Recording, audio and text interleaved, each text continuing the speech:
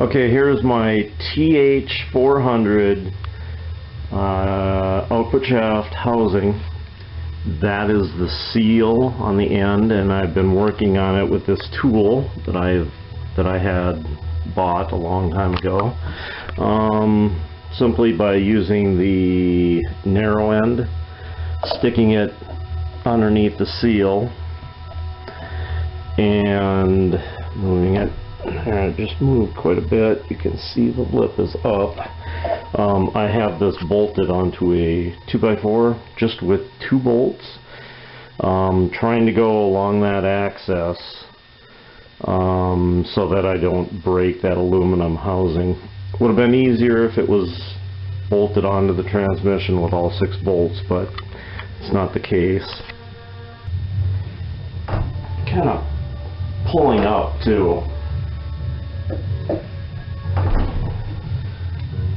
And it's coming right off. There we go. And there's your seal. Just metal on metal. You can see there is a passage there, and that lets lubricant, automatic transmission fluid, flow onto the seal. And that is the bushing right there. Here's the housing. I have the seal already taken out. The bushing that's in here, you can see that's from the manufacturer. That's to help lubricate the bushing with automatic transmission fluid. There should be one on the other side too, but it's actually wore away. You can see part of it there. And the slip yoke is really loose in there. Okay, right along here, this whole ridge here, the bushing is almost flat with that. There's a little bit of a lip that goes down, and then the bushing is down there just a tiny bit. On the back side, there's maybe a quarter of an inch. It doesn't really matter. But the bushing, I'm going to try and take it out this way and then pound it back in this way. I think that's the way it's supposed to go. But I'm going to do that by heating up the housing, maybe using some ice on the bushing, and then trying to drive it out from the back side with some wood or something. Here's my slip yoke. It has a 1/2 inch counter bore.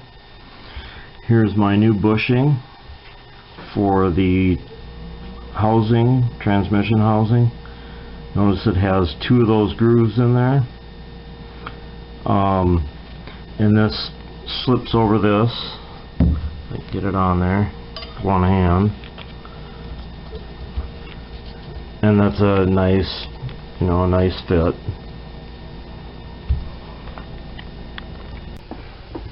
This is about 320 degrees, and this was in the freezer. I'm just going around that bushing.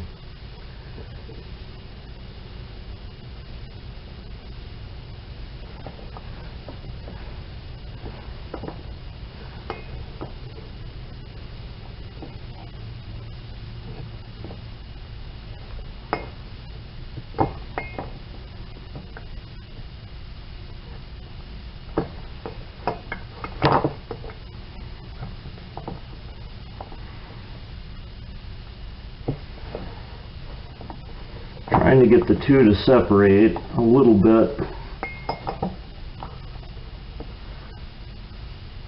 Okay, take some wood, put a couple of them at an angle so I can catch that lip.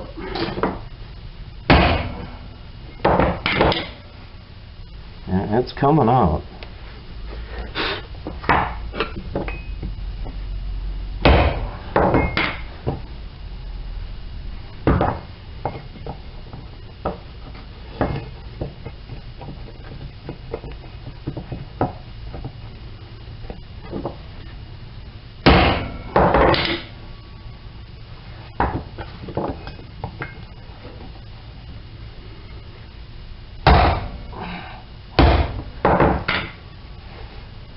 You can see it's coming out.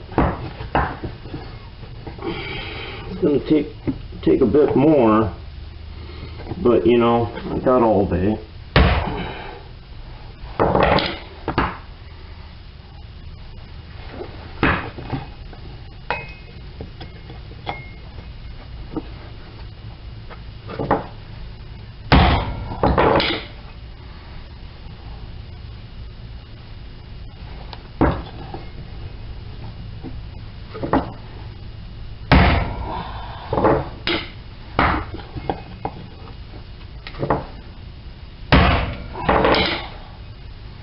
Almost out. I'm getting flush with that end.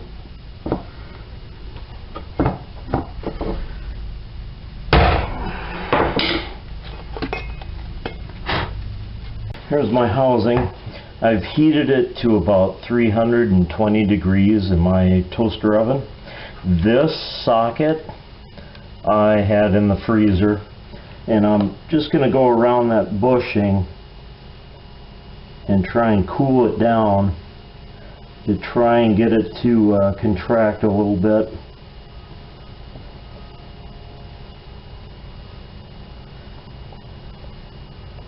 So I can pound it out a little easier.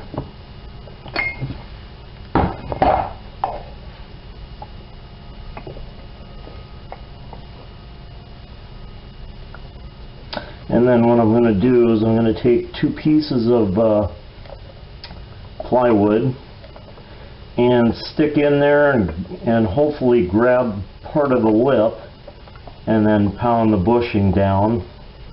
It's not coming out very fast, but at least it's coming out. Okay, you can see I've got it that far out. Not quite even with this.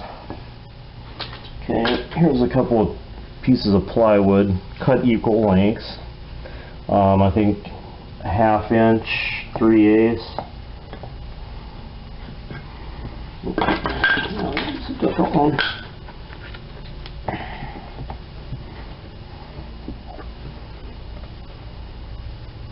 Now,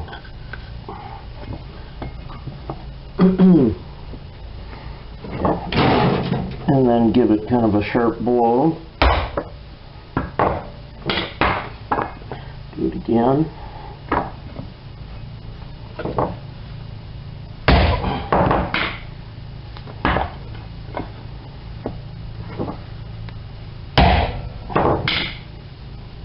And it's coming.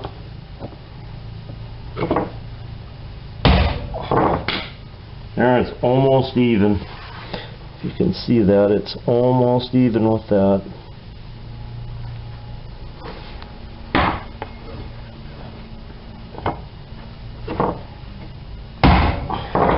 Okay, now it is even with it. You can see that without some more light on it.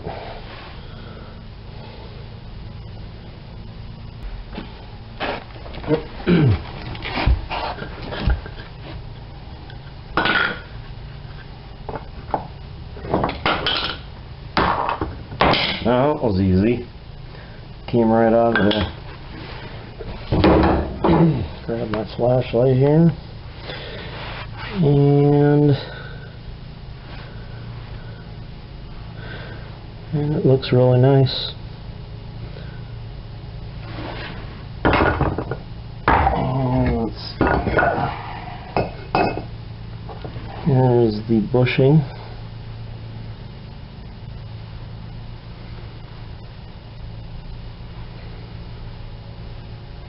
And it looks okay. It's just war. But now I got the seal out and the bushing out.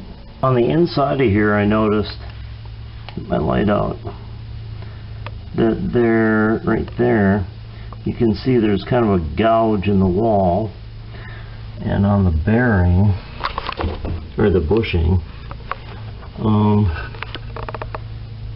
where is it?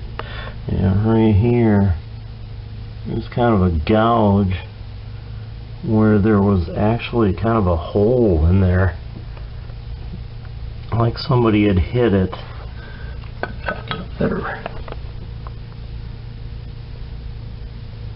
Now it's kind of hard to see, but there's like a gouge there, and I think there's one on the other side too. I don't know if there's one on. Evidently, there's one on each side of here. Yep. So I don't know why there's a ding in there on both sides, unless it was to keep the bearing from spinning in there. I am planning on putting some Loctite, some red Loctite in there. I just noticed something which I hadn't noticed before. There's the old bushing, the short one, and the new bushing, which is much longer. Well, I had a 1/4 inch to spare anyway. Plus, if it sticks out a little bit, I don't think it's really going to matter that much. But I did want to measure these to show how big they are. This one has an outside diameter of 2 inches, and same with this one. Oops. This has a width of 1.5 inches.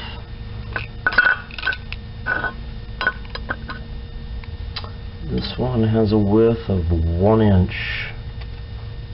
I'm not sure that's going to work. Oops. The new one does fit in there. It fits in there to start it. Yeah, it fits in there to start, and then it stops. So I'll have to heat the housing up, put this in the freezer, and then pound it in there, put a little Loctite around it, some red Loctite or green or whatever, and then pound it in. Hopefully it's not going to matter that that's longer. To get the bushing in, I was using these little pieces of wood and just a regular hammer. Because that bushing is so soft, you don't want to use a hammer directly on it. And even the seal afterwards, I'll be using a piece of wood to pound that in. But the bushing, definitely want to use some wood. This is at 320 degrees. Took this out of the freezer. It's already hot. I've got Loctite in there. It's blue Loctite, medium strength, 242. I'm pounding it in with wood, and it's going in very easy, which I don't know, you know.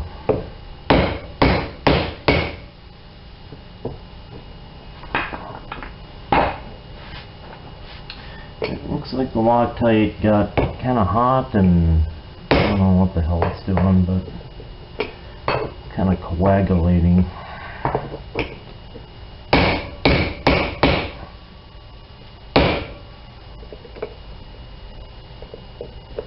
Just a little bit more.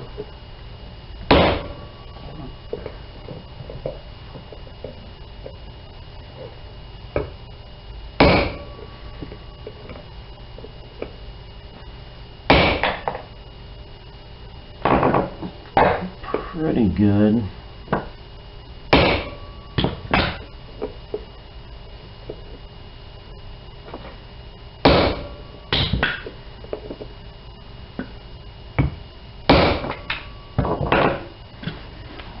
Let's see that. It's pretty close.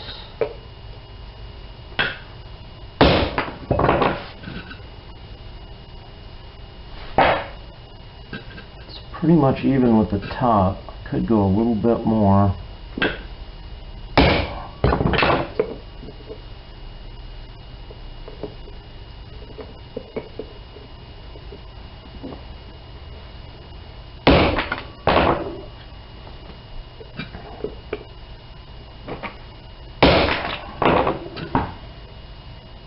That's maybe as far as it's going to go.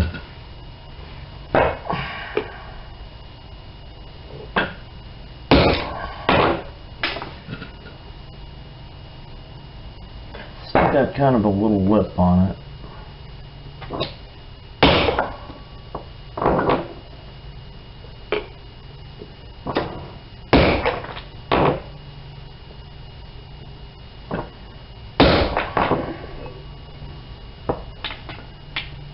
I have the new bushing in. You can see this. I have the new bushing in. It's a little bit longer. It sits inside more. On the other side, you can see the blue Loctite that I put in there. It's pretty much flush with it. With this, I can't point to it.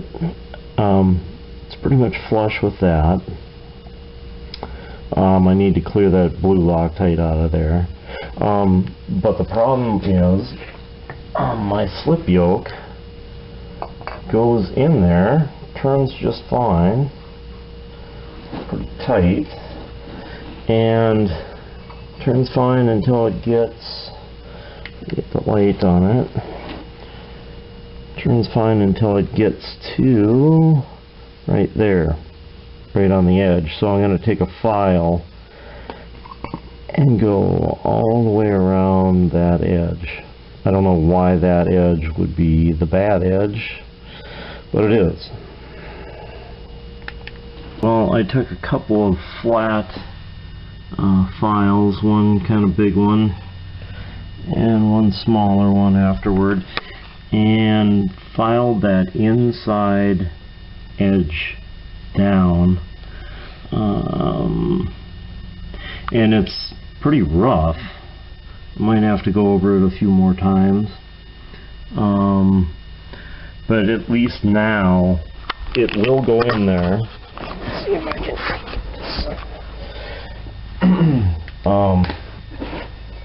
this will go in here, and it's really nice and tight. I put some oil on it, but no, it's super tight. Doesn't look like it's scratching anything, so I think that's good enough. At least that's good enough for me. Tried to buy a new housing, ended up getting a too small of a diameter hole. Had to send that back. Bought parts from Rock Auto. That's where I got the bushing, and I'm just trying to make do this weekend and get it done. So this is good enough for me. It's nice and tight. It's actually longer than it needs to be. Should work out pretty good. There's my seal, and I've got RTV ultra black high temperature RTV silicone gasket maker around there. Just put that in there. Might be a spot that where it actually lines up better. Doesn't really appear to be. Then use good old wood again.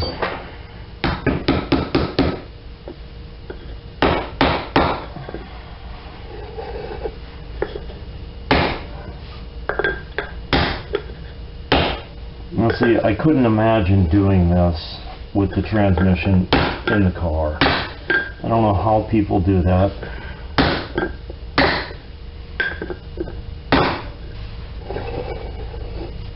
Luckily mine was out, and that's pretty much it. There we go. Got the sealant coming out a little bit. Around here. Now have a housing. It's a new seal. New seal, new seal, new bushing.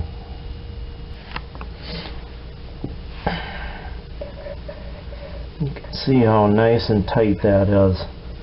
I mean, there's no play at all. So that's not going to be moving anytime soon. And I do have some oil on there. No play at all. Nice and tight.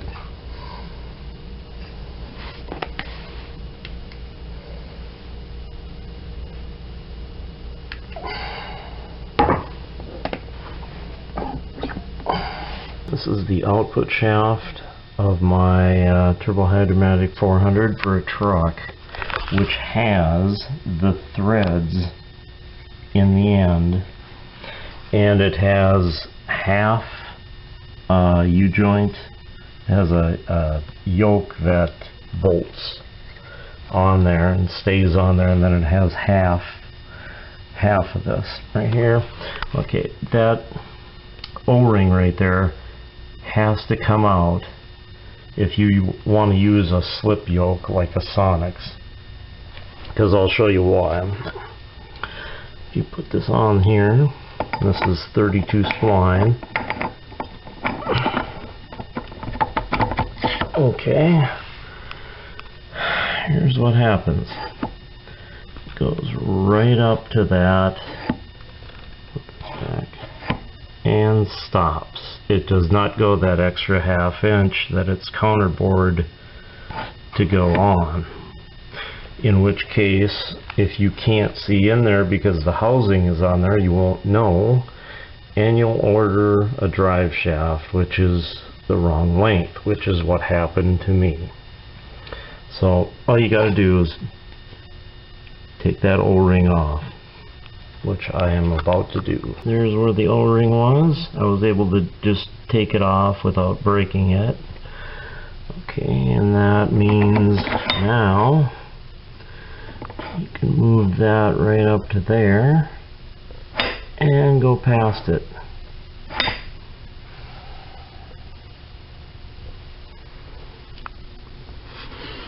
By the way, this is a th400 from a truck. It was a dually, I don't know, Chevy GMC dually with a 454 79. Here's something that I didn't know. This output shaft really moves around a lot. And inside here you've got a couple of gears for the speedometer.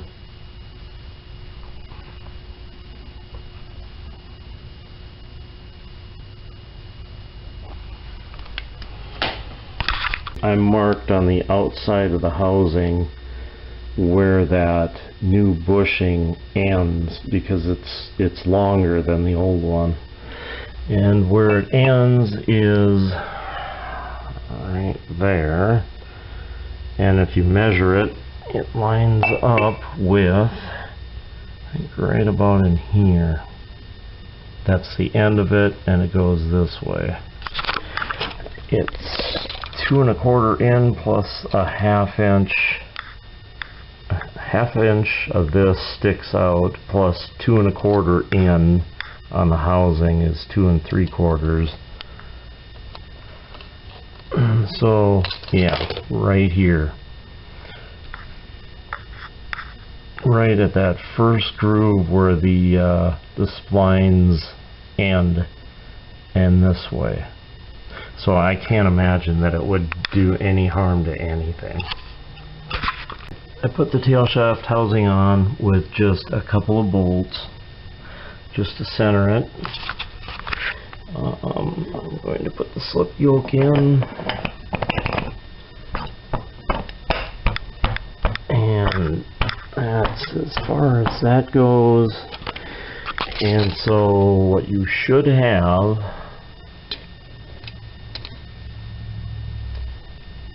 is 1/2 inch of that yoke sticking out with it all the way in. Granted, I don't have the gasket in there, but it's really thin. So you're going to have a ½ inch sticking out here. That's it. This is sort of weird, but you can actually hear the suction when this thing gets pulled off or goes forward. Listen. Yeah, that. Not when it goes in, but when it comes out.